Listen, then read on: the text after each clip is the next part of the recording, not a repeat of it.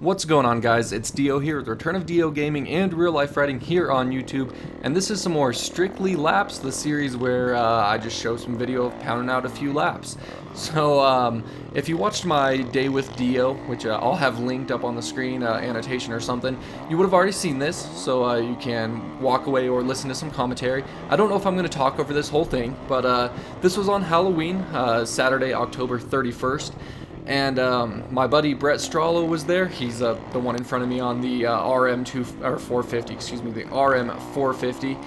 I'm not sure what year his is, but we ride together somewhat often, but we never seem to find each other on the track. And the track was not very packed, actually not packed at all. There was hardly anyone there on Saturday.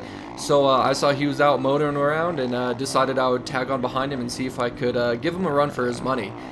Brett's pretty quick. He rides in the 25 plus class, I do believe, and I think he races some other classes as well, 25 plus pro class. And that's kind of the class that I've been eyeing, either 25 plus B or pro. I'm kind of torn what I want to do going into the racing season next year. I kind of think I should start with B and see how that goes and move up. But I think he got 5th overall for this series, so I thought, you know, if I could run with him, that could kind of, for one, give me peace of mind of where I could run at, and also I could ask him, see how he felt I was riding, if it would be good for me to go B class or pro class, whatever. We didn't talk about that yet, but anyway, you're gonna see some good laps from both of us. We actually both rode really well, and I run it in on him pretty hard a few times, but it's always fun riding with a good friend because we trust each other. He knows I'm not going to just completely clean him out. I know that he's not going to do that to me, so we can get up close and personal. Like, watch this. I love that outside line, but he takes it. I don't want to follow. Yeah, I wanted him to know I was there, and he doesn't back down one bit. So it was really fun. We never touched. Neither of us go down. Maybe that's a spoiler. Maybe I shouldn't have told you that. But we do run some really well put together laps. I think we were both hitting our lines. I was trying not to follow, so I was taking some lines that I would consider slower. But you know, that's all part of the racing. So I don't know. It was a lot of fun running with him. I ate quite a bit of roost, and I have to give credit to him. He's a personal trainer. He does a lot of working out and stuff, which I don't do. But he was already out there for a few laps before I got on behind him.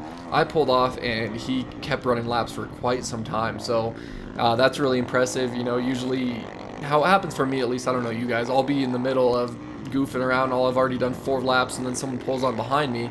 And by that time, you know, I'm already tired. And then they pass me, and they're like, dude, I passed you so quick. Like, well, yeah, but you were fresh. You know, I've already been out there for a few laps. I'm getting fatigued and tired, and I know 4 laps isn't a lot, but that's what I'm saying about my fitness is it's not there. So it's just really impressive that he was already running some laps. I pulled on behind him. He was still able to keep up the pace, and we had a nice little battle, and then he continued riding after I pulled off. And ultimately, I say it on the actual GoPro recording because you can hear my voice on there, but I felt like I was pushing a little hard and making some mistakes that I thought could possibly lead to me crashing, which that's not what I'm out there for, not at this point. You know, I don't need to push it that hard. I'm just out there having some fun, and you know, especially it's a practice day. Even if it was a race day, we're not racing for anything exciting, and I still have to go to work on Monday, so I wouldn't be pushing it too hard. But especially on a practice day, it's like I don't need to do anything stupid and get hurt. So once I started to you know, start pushing the front end and feeling a little wobbly, it was time for me to back it down and pull off. So you can see again right there, it got really close. Again right here, oh yeah, I actually had to get on the binders pretty hard there and swerve back a little bit, and I think he did the same. I think that was probably the closest we get in this video, and I kept contemplating there going around that outside, but I have no luck on that outside. I would have lost so much time. So like I said, I try not to follow, but sometimes it's hard, especially at Aztec. Sometimes the track can get pretty one-lined through portions of it. You can see here he was kind of cutting under, grabbing that inside line. I was trying to rail around that outside, which then set me up for the inside. But a lot of fun back and forth action. I never actually managed to get ahead of him, but I kept him honest, kept a wheel in there. He knew if he were to miss one line, then I would have him. But honestly, to me, the best part about this is a lot of times I psych myself out, either when I'm behind someone or I have someone fast behind me that I'm trying to keep behind me. I start to make stupid little mistakes. I miss my corners. I mean, even like that, I jabbed a little bit. That wasn't too bad.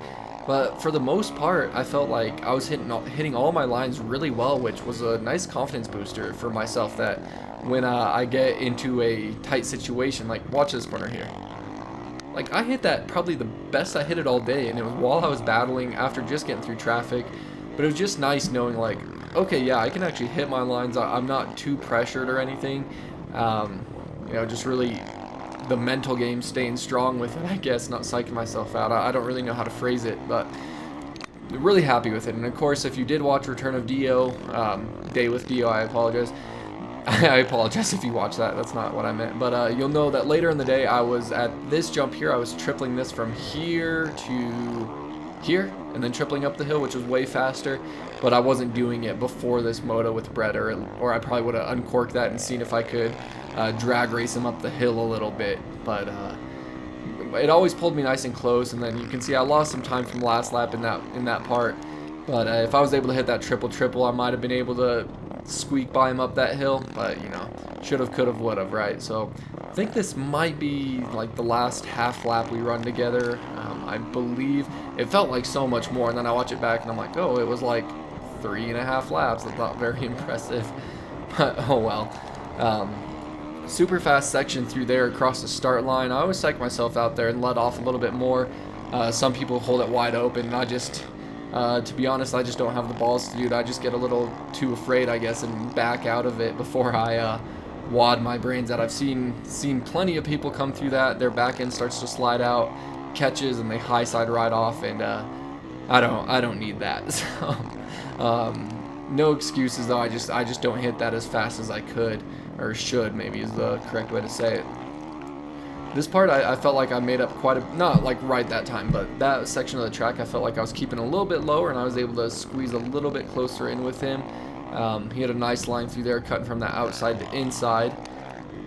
Let's see here. Yeah, I think this is kind of where I started to back it down. It's like I got a little squirrely there, and then it's like, yeah, I don't need to do that. I think this is it. Yeah, look back. So there you guys go. I really hope you enjoyed this. It was a nice battle with Brett, and I think it's a good indicator for going into 2016. You know, tried to give him a thumbs up there, but he was still riding hard. Like I said, he probably rode for another, shoot, I don't even know, 8 or 9 laps after that. He was on the track for a long time. But should be a good indicator. Just build off of that through the rest of the off season, and then go into 2016 and get back into racing. It's been quite a few years. I've talked about that numerous times with you guys, but yeah, I think it should be good. So thank you guys so much for watching. As always, really appreciate it. Hit like if you enjoyed it, and until next time, you guys, take it easy, and if it's easy, take it twice, and I'll talk to you later.